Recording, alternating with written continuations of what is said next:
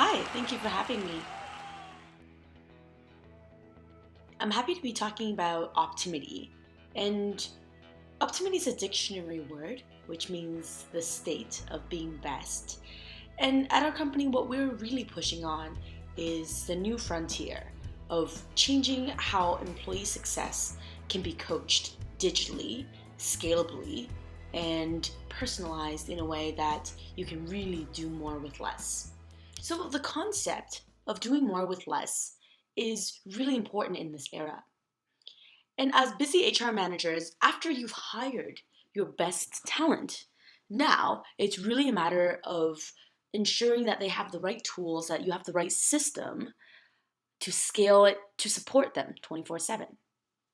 And the first problem that you see is that from different levels, from employees, managers, partners, and the CEO, you are, as an manager of people, you're getting multiple demands from all over the place. And people have great ideas. But then this amount of ideas with all the different types of scheduling and people working from home, there's a lot of flex schedules now, different locations. It's really hard to coordinate.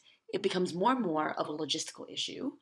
And adding on top of that, you're also required to do more, right? So that's everything from accessibility to languages to you have to do financial wellness education, pension education. There's some regulatory requirements for everything from safety um, to harassment to new technology, ensuring that people are on the same system. There's different requirements. So if that's not enough, there are other parts that you're just not going to be able to scale, or you just don't have the headcount to scale. So lots of times with growing organizations, the growth of the employees outpace the growth of the HR department.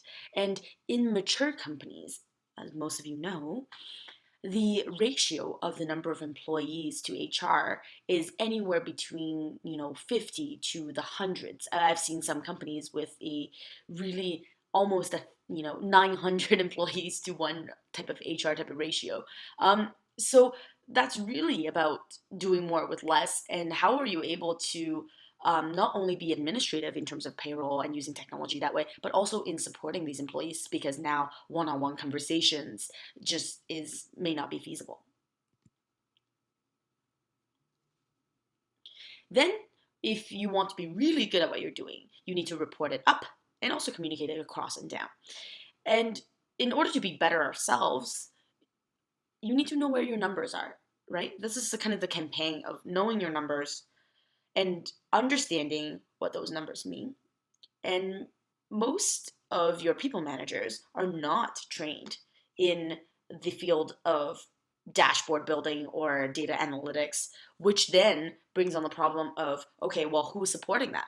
Who's helping you building those dashboards? You know which employees are in trouble, which ones should deserve extra attention, and how do you improve your own initiatives, right? How do you get more out of your training? So instead of really, I want to introduce you a new notion. So now that we know these problems, and I'm sure all of you are like, yep, yep, yep, I get it. This is what I do. This is the stuff I'm dealing with. Now give me solutions.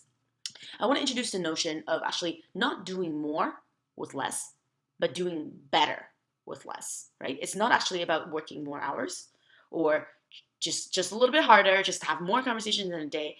I'm actually talking about a real systematic change. And that's really what we do every day here at Optimity. With employee success, what you're able to do is to really make everyone's life easier. All those around you, yourself, and technology really is a good way to embrace that. So when we talk about all these solutions, I want to keep you kind of in the frame of mind of ideas about drilling down a little deep into some of the analytics and going into specific cases. And these cases, I'm going to highlight three altogether. The first one I'm going to highlight is going to be, they're all our clients, but the first one I'm going to do is a larger corporation called PwC. We're going to talk about their specific use cases and how they're using a lot of grassroots type of initiatives to drive outcomes for employee success coaching, type of peer-to-peer type of usage. Um, I'm also going to use a government organization, more of a public organization, Ontario Centres of Excellence. And it's really interesting what they are doing here because they're multiple locations, 9 different locations, managed by a very efficient and small HR department. So we're going to talk about how they're managing a dispersed workforce. And the last one I'm going to talk about is CST. And CST consultants, they're interesting because they have a call center, right? They have a wider range of average age, and they've previously done lots of wellness and training type of invest a lot of dollars into training salespeople outside, inside, managing all those. And it's really about a cultural story and how are they able to ramp that up and make their lives easier. So, yeah, we're going to dig really deep into that. But before that, we're going to pull up and talk about some guiding principles. The first guiding principle I'm going to talk about is about how do you get that engagement? You probably have already guessed. To get real engagement, you need to impact people and connect to them personally and emotionally.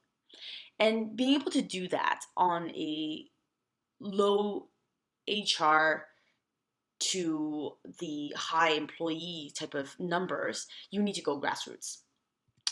Going grassroots means that you need to recruit champions across the organization, right? These are not just the people that you sit next to within your HR department or within the leadership department, right?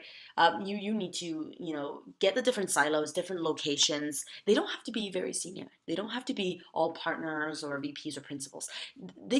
This could be like a senior manager somewhere or even a senior analyst associate. I'm going to talk about a few examples in PwC how they are doing this, but it's really important because all of these people have a certain circle of influence around people that they sit. So it's important to leverage them.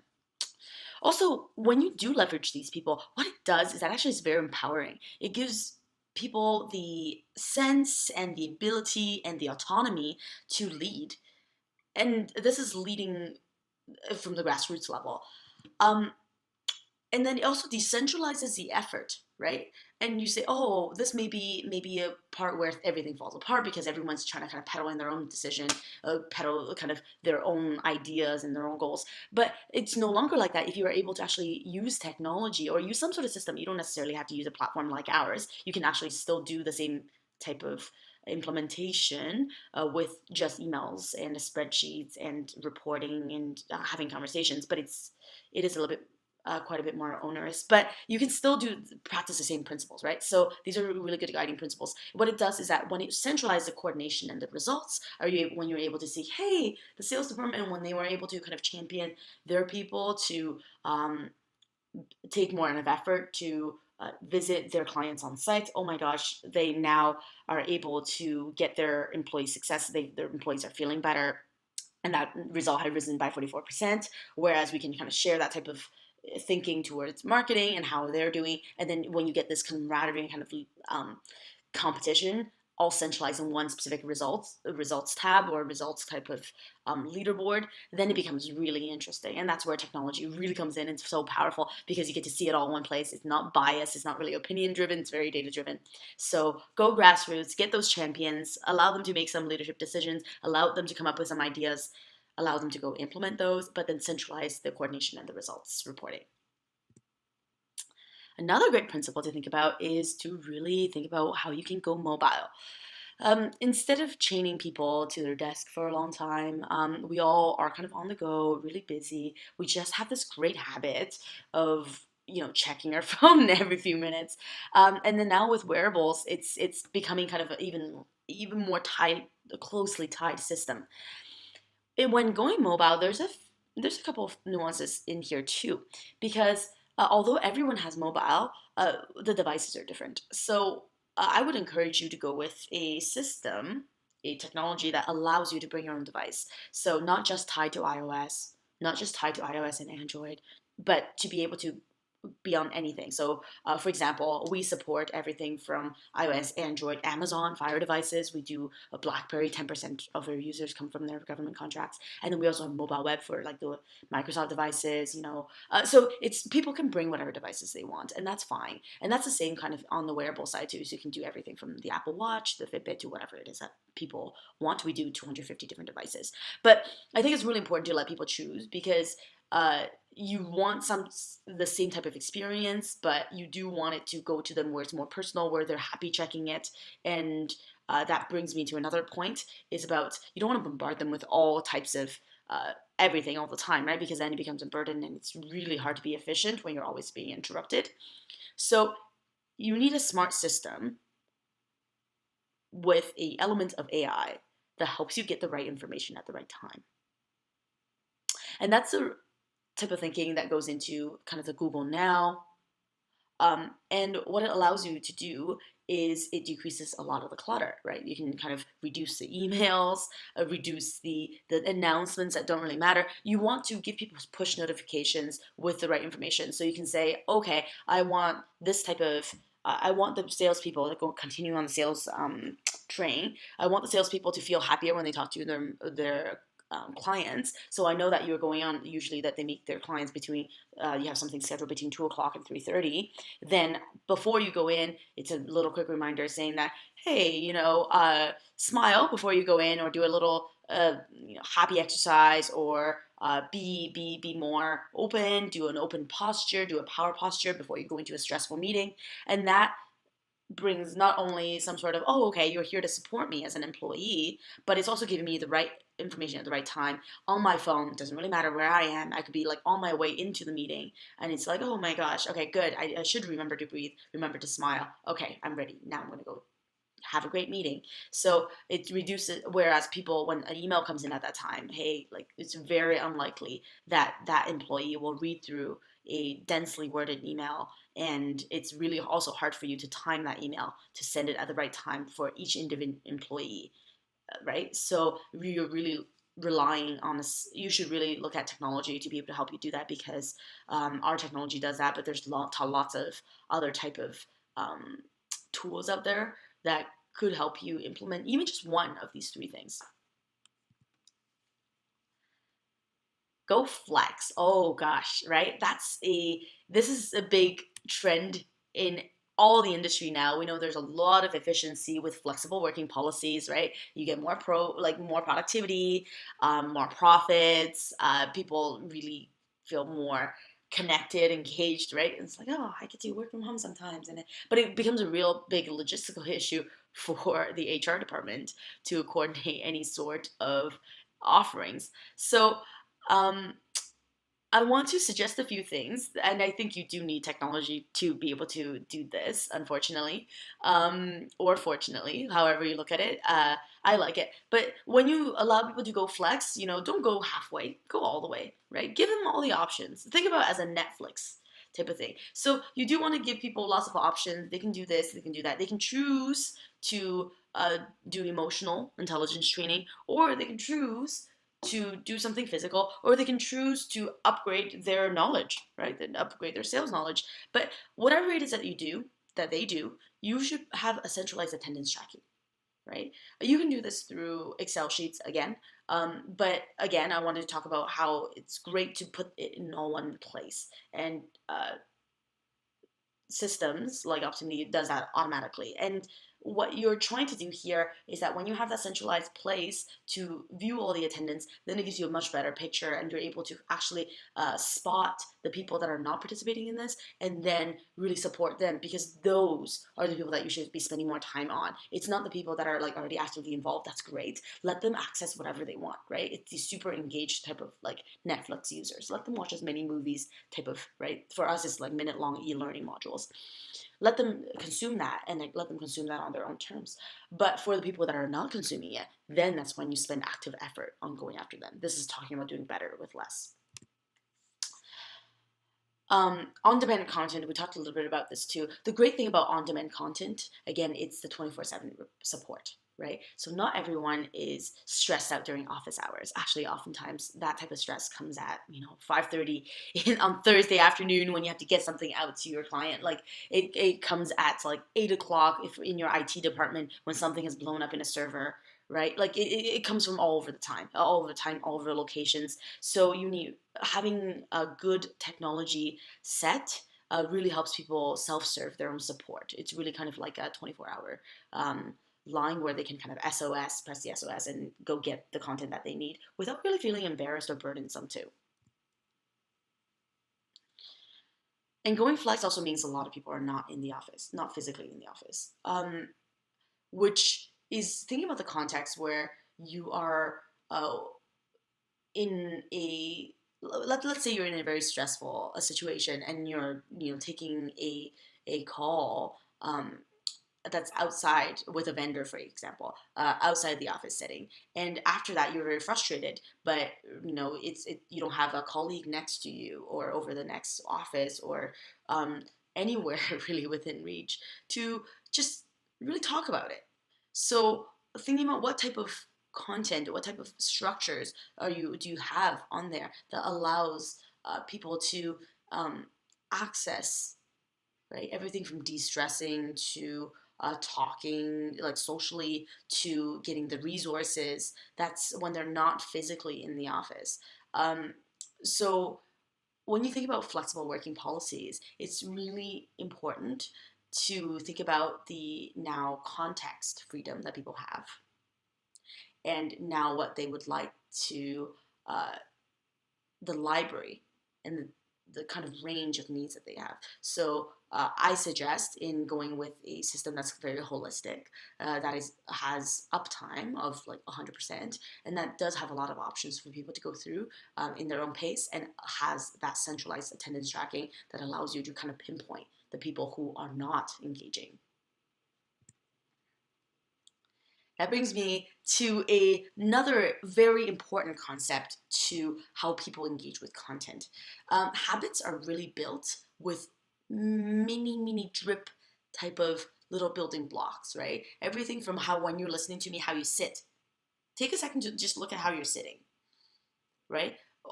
It's built up of like, oh, okay, so like, are you actually, is your spine properly stacked? Is your both feet on the floor, right? Are you looking at this in the right height, or are you leaning back? Like those things, that's your habit. But all these little habits things is built up over time. It's your little movements here and there, and that has huge impact on your back pain, has huge impact on your energy, has huge impact on even your productivity, the amount of blood flows. So I can't, in order to kind of fix it, to change your habit, I have to go mini. I have to go talk about one element at a time, right? Just as when you're in a yoga studio, your teacher will say, like, how are you feeling in your stomach? Is that tight, right? Like, or you have to go through, or like, how are you thinking?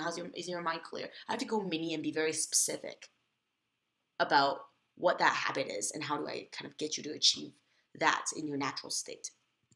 So I really love it when people break things down into something applicable, something useful, and something that captures your attention, right? Because we're all busy. We're all busy juggling 10 million things. So if I'm asking you to go for a 1K run, right? Not even 5K, just a 1K run at lunch. You're going to be like, oh, I have so many things. I have to do this and do that. I have to go home, right? Like all these different things. You can't get their attention. But if I say, hey, this time when you eat your lunch, just make sure that you suck in your stomach and you're sitting properly. You're like, okay, I can do that. But then when you do that, for 21 days, let's say, then it becomes a habit and you no longer think about it. It just happens regularly. So that's how you capture the attention of the busy. It boosts the likelihood of employee engagement. Also, do it when it's contextually relevant. So, you want people to engage when they're in whatever context they're in, right? So, we just before talked about when people are not in the office, when people are not in, really in the gym or anything like that. So, if I say, hey, make sure, like, let's do some, we all know that strength training is really good, right? We need to pump some iron. But if I say, okay, why don't you go get like a 15 pound dumbbell and then do a couple arm curls with the dumbbell? Are you going to do that? No, right? Because why? You don't have the equipment, right? It's not contextually relevant to you. But if you want to boost employee engagement with that type of stuff, you can say, hey, let's do an arm dumbbell with your phone. You're like, oh, how do I do that? Well, it's very mini, it's very easy, and we're using the front-facing sensor to sense when it's actually tapping your phone. So you're like, oh, this is different, this is new. But it's so much more likely that the employees will engage. And once they get into the habit of doing that, they're like, oh, okay, I can do this at the gym too. Like I basically have started you on this kind of journey of engaging and building better habits. A lot of these micro habits lead to big macro results. So that's everything from when people wake up to when they eat. We all know that it's all these very small decisions that add up to these huge compound type of results. Everything from healthy fidgeting to when we absorb information. Like, for example, right now, as you're listening to me, take on the habit of taking out a piece of paper and just like jotting down the key points, right? Just this micro habit of like translating what you are hearing or what you're seeing into writing will help you retain from 40% of the material to 90% of the material. So if you do that consistently over the next month, the next year, next 30 years, your results are going to be massively different from the next person who's not doing that. So yeah, please go ahead and do that. The last thing I'm going to talk about in terms of a guiding principle is to really champion for being data driven. There's a big difference in corporations that use data to make decisions to people that just kind of sit, because data is everywhere, but it kind of, a lot of people don't really put that into use. And I'm definitely a data analyst. I came from, doing 8 years of data analytics within pharmaceuticals and the health industry, which is very scientific, and I love it, right? Like I love all that stuff. But I think that happens with employee success too. That happens with how you support people too. So let's start from the beginning. Start from the basics, which is just getting your numbers, right? Get your metrics. Understand what your metrics are. So these metrics go from the the beginning.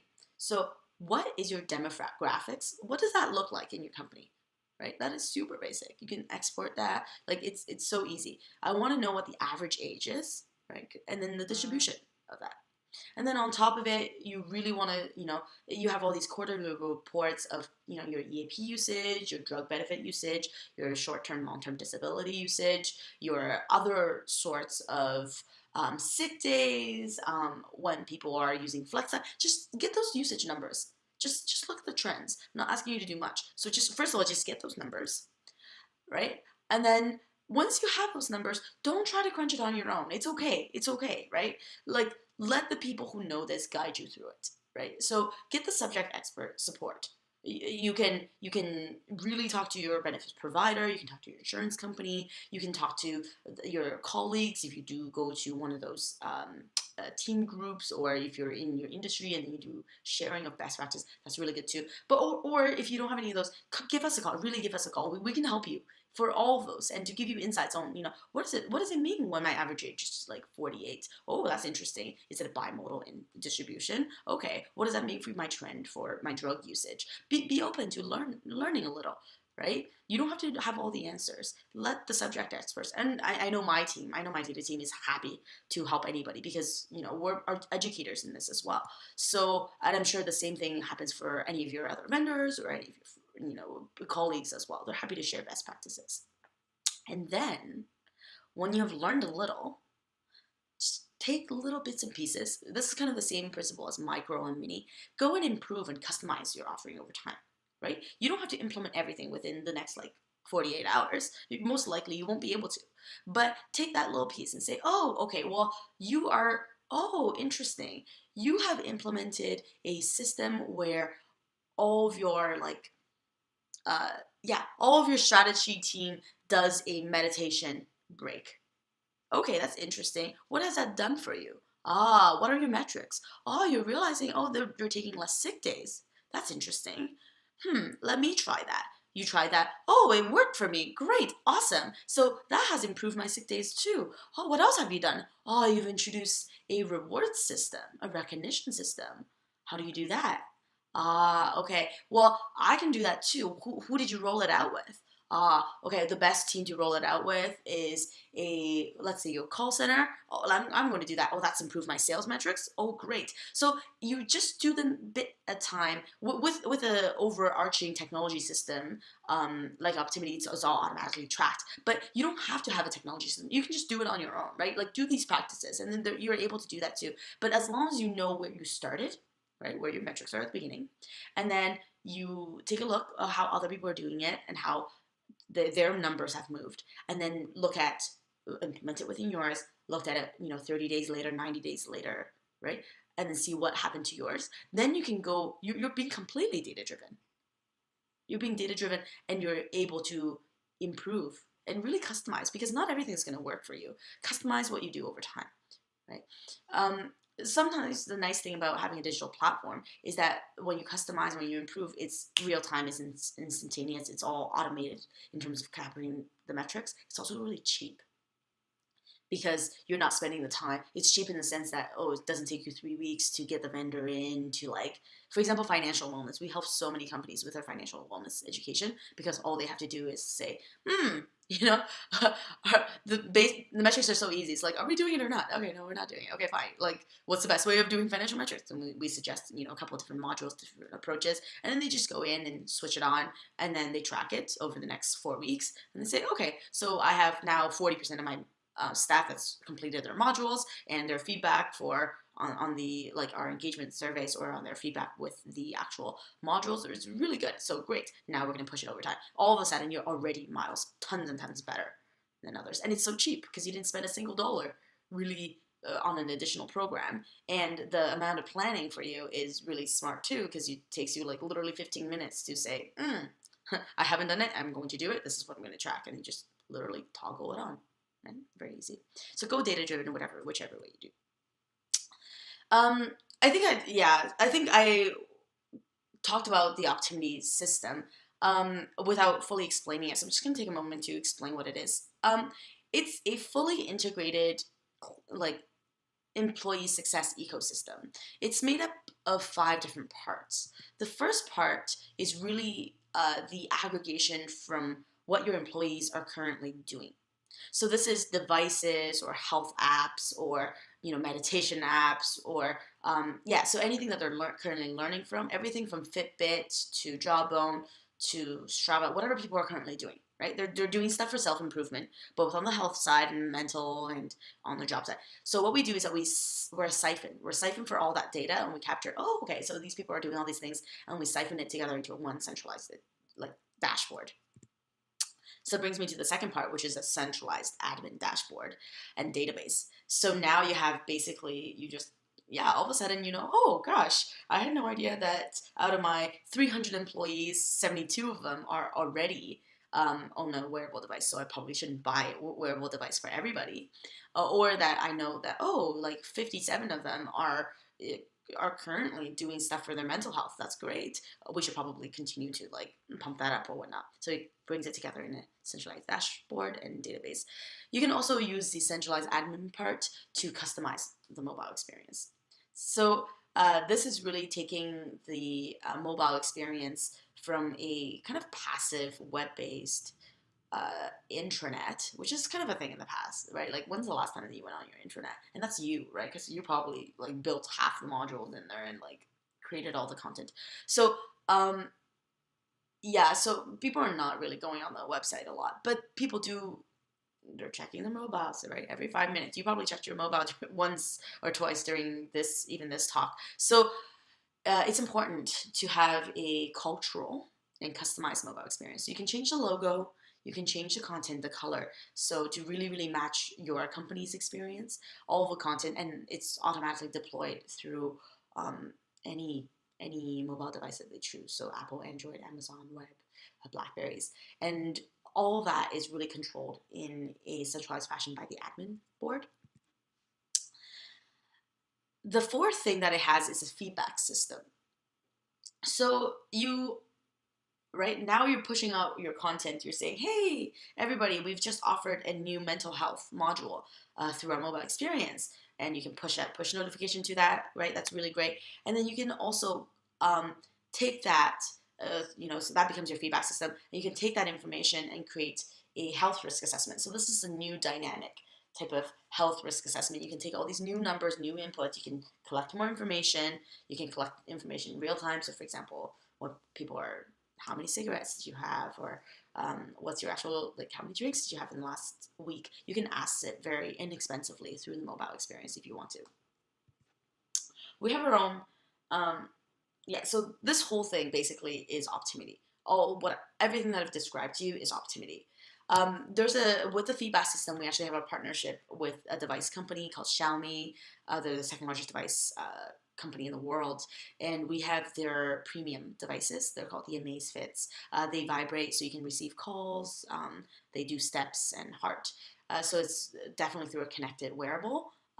So just a really great option to add to your Optimity platform system. And then on the other side, with the health risk assessment, the dynamic one, we do it through a insurance algorithm partner called Viva Metrica. So that basically ties it back into insurance risk, which we can talk about, or if you are interested in talking about that too. For the employee perspective, it's important when you do employee success or wellness or education to keep two perspectives in mind. The first one is the employee, right? It's always the employee. And Optimity is really marketed to them as a coach in their pocket. It's a physician, nutritionist, chiropractor, corporate coach, fitness trainer in their pocket. And it's content that is scientifically relevant, but designed for their workflow, designed for that, wherever they are. But the other side too is that you should be selfish. You should be thinking about this too. There's a group.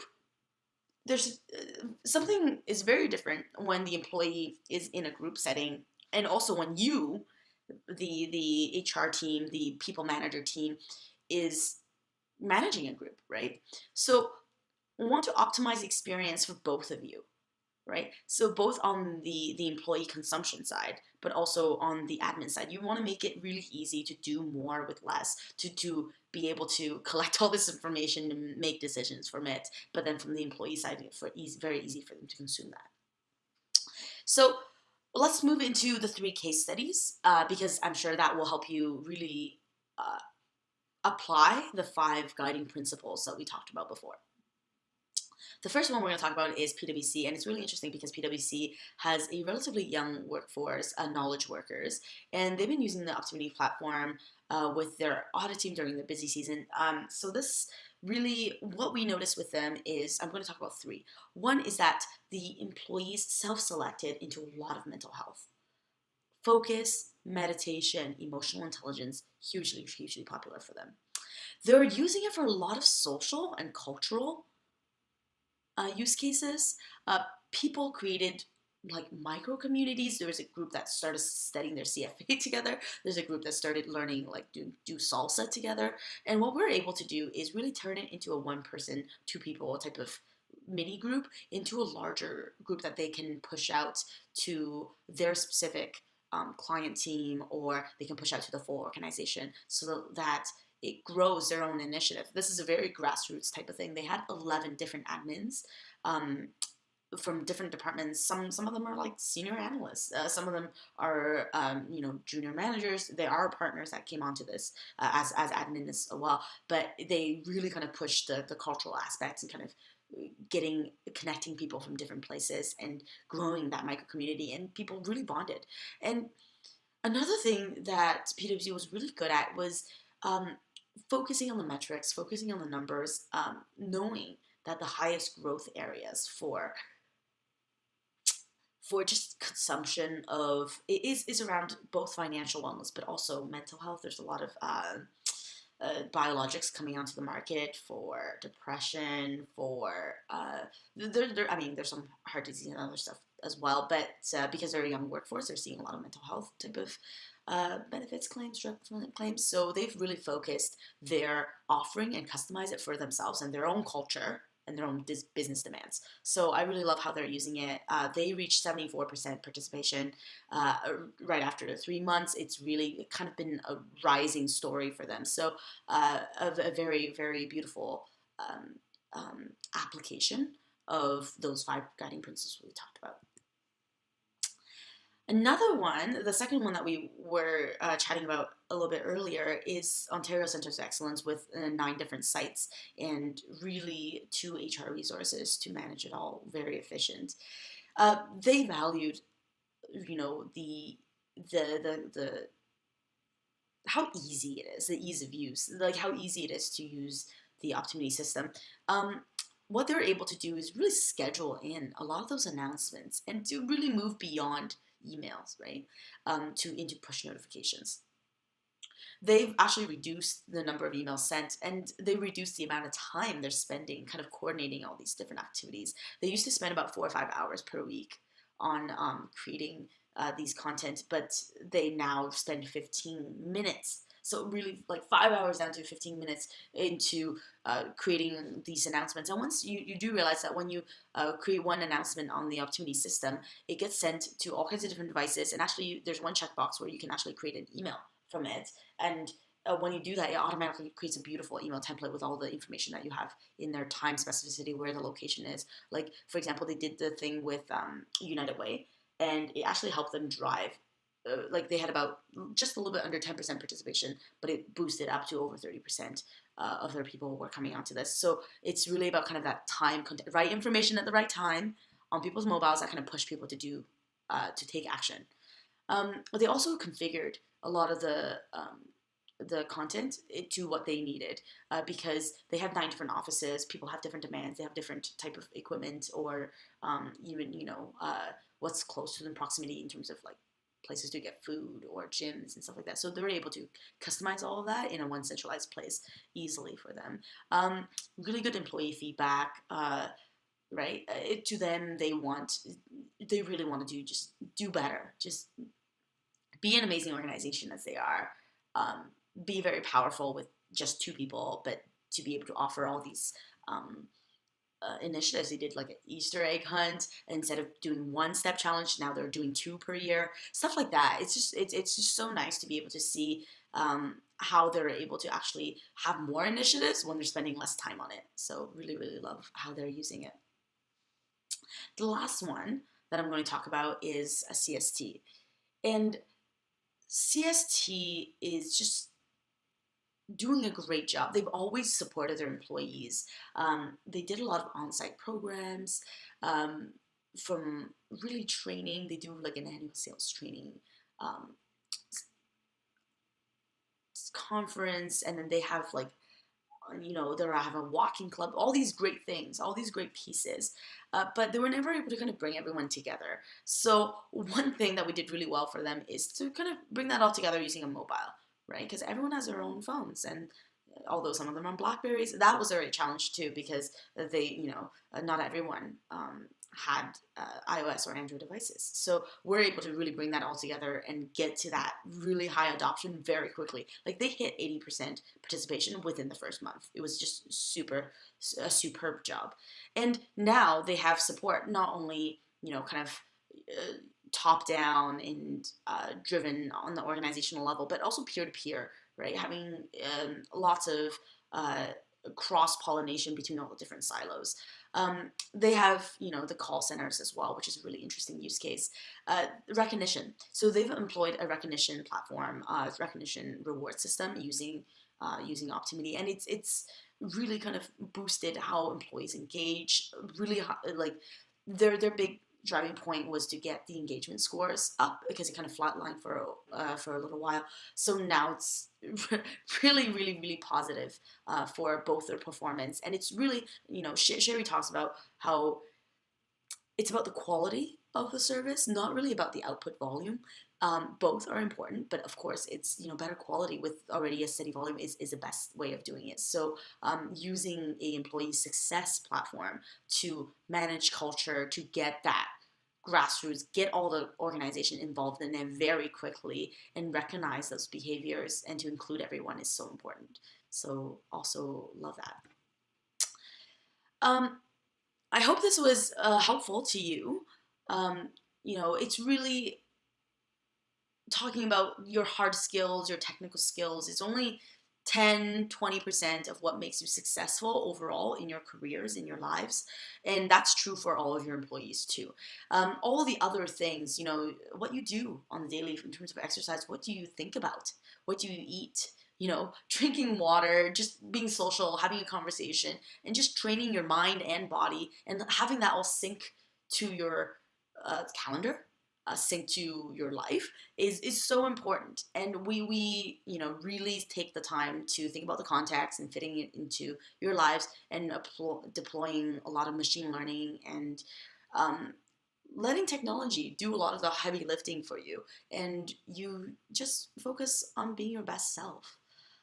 If you ever want to talk about a little bit more, or actually, if you want to see a demo, where our team is really, really happy. I have such amazing team that is really dedicated into customizing the experience for, because every organization is different, but customizing it for you so that you can see it in your own context. So feel free to just go on the website myoptimity.com, and it's like the biggest button there. Just request a demo and we're happy to walk you through it. It's completely free.